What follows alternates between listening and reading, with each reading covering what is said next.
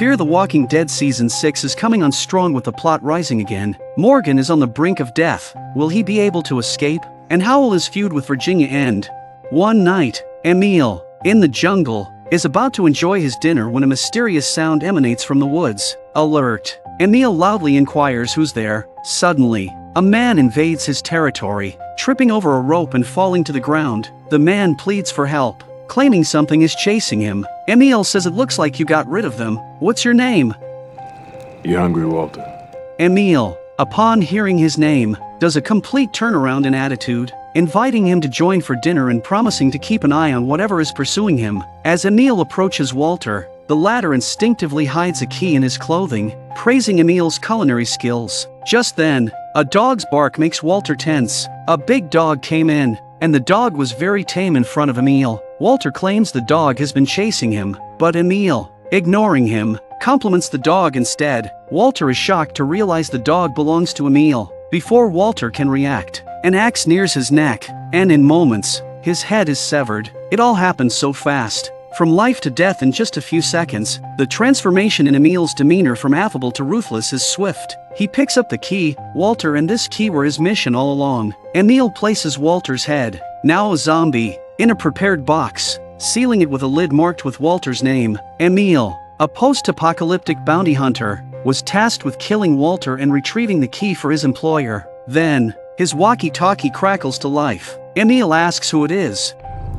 It will have to wait. I have a delivery to make in Galveston.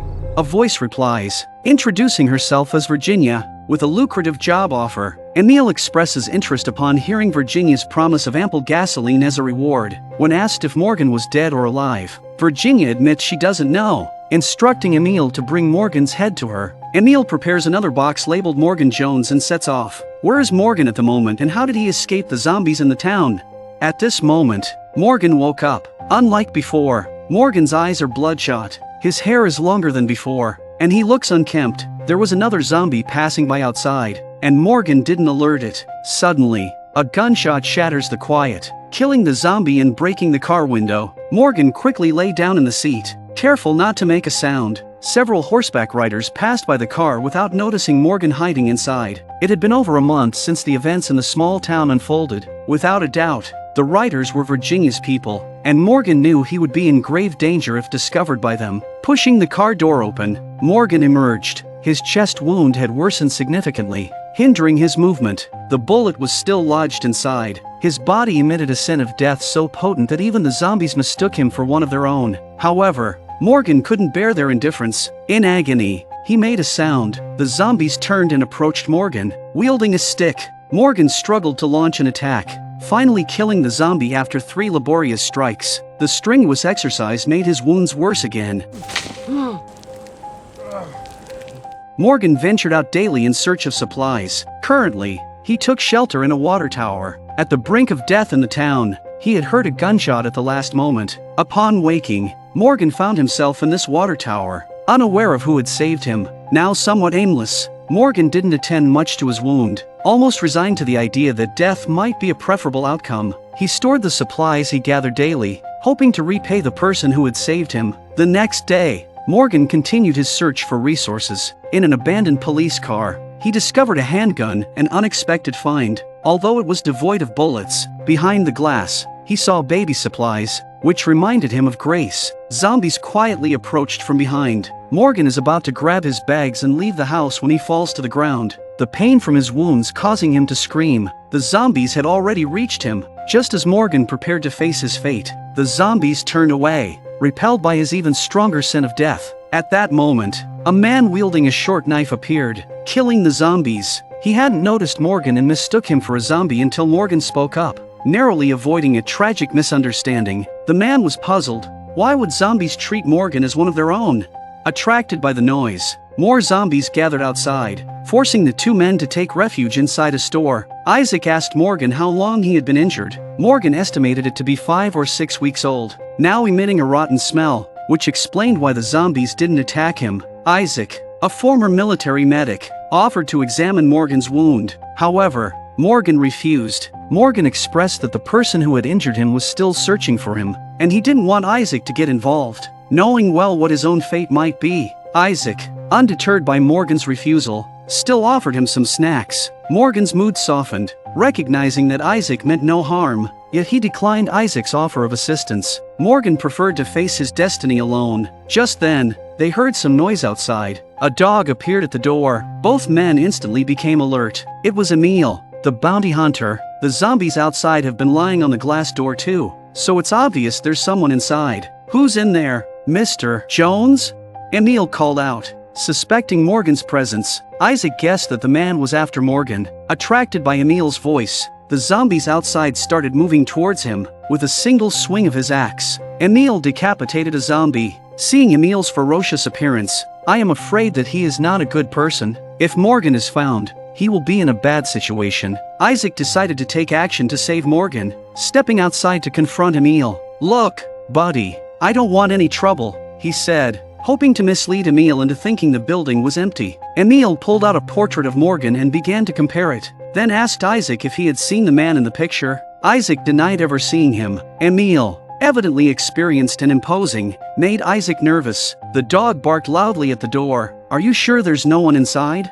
Emil pressed. Isaac firmly replied no, but his sweaty face betrayed his anxiety. Emil decided he had to check the building himself. By the time they entered, Morgan had disappeared. However, the dog quickly found a scarf with Morgan's blood on it. Isaac explained, "I found the scarf here when I arrived. Maybe he's been eaten by zombies." Emil, suspicious, swung his axe at a nearby closet. Isaac, drenched in cold sweat, was relieved Morgan wasn't inside. After an unsuccessful search, Emil and his dog left. Isaac rushed to the back door. He was afraid of Morgan's accident. He quickly used his short knife to kill a few zombies. By then, Morgan had collapsed nearby. When Morgan regained consciousness, he was back in the water tower. Isaac was treating his wound, trying to remove the bullet. Morgan, agitated, refused any help, preferring to be left alone. Morgan was puzzled about how Isaac knew this place. "I saw your map in the backpack and guessed you lived here," Isaac explained. Morgan asked why Isaac was helping him. Isaac shared that his wife was 8 months pregnant and showing signs of early labor. "She needs a lot of oxygen if she delivers prematurely. When I went looking for oxygen, zombies surrounded our place. There were too many of them. I was looking for a gun to clear them out when I met you, but guns and ammo are hard to find now. Do you have any bullets?" Morgan inquired. Isaac pulled out a few bullets from his pocket. Morgan took out the handgun he had found and handed it to Isaac, urging him to leave quickly. "But there are only 2 bullets, and firing the gun will attract more zombies," Isaac reasoned, still hoping Morgan would help. "Zombies won't attack you now. You could easily pass through them and bring oxygen to my wife," he pleaded. "I can't help you," Morgan responded. "Sure you can, Morgan." Lifting his head, Morgan then picked up his weapon and confronted Isaac. "I never told you my name. How do you know it?" "I saw your video at a truck stop. I wasn't sure it was you when I first met you, but now I'm certain," Isaac replied. Before Isaac could finish, Morgan refused to help and asked him to keep his distance. "I'm not willing to do those things anymore. I need you to stay away from me." Isaac had no choice for his wife. He said, "I'm sorry, I don't have the time. I had to do it this way." Just then, the water tower began to shake violently. It turned out that Emil had found them and was using a vehicle's tow rope to pull down the tower. Slowly, the tower crashed towards the ground.